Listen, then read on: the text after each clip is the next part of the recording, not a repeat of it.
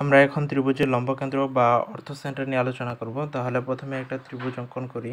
ত্রিভুজ A B C, একটা ত্রিভুজ যদি অঙ্কন করি, যে এই ত্রিভুজের নাম দিই এ বি এবং সি, তাহলে এবিসি ত্রিভুজের লম্বকেন্দ্র হবে যখন এবিসি ত্রিভুজের তিনটা কোণ আছে এ বি এবং সি, প্রত্যেক কোণ হতে বিপরীত বাহুর উপর যদি লম্ব অঙ্কন করি, যেমন এ কোণ হতে যদি বিসি এর উপর এ কোণের বিপরীত বাহু হচ্ছে বিসি এবং বিসি এর উপর যদি এ হতে লম্ব অঙ্কন করি, তাহলে লম্বটা হবে এটা।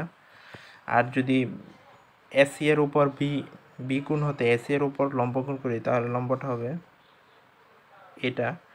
এবং সি কোণ হতে যদি সি কোণের বিপরীত বাহু হবে এ বি এবং সি কোণ হতে যদি এ বির উপর লম্ব অঙ্কন করি, তাহলে লম্বটা হবে এটা। তাহলে যদি আমরা লম্বগুলোকে একটা নামে ছেদ করি, ডি ই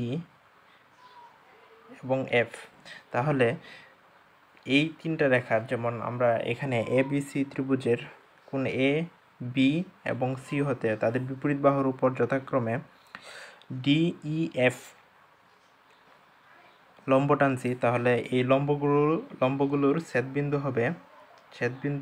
হবে এই ত্রিভুজের লম্বকেন্দ্র। ছেদবিন্দুকে যদি ও বিন্দুতে ছেদ করি, তাহলে উক্ত বিন্দু হবে এবিসি ত্রিভুজের লম্বকেন্দ্র। আশা করি ক্লিয়ার।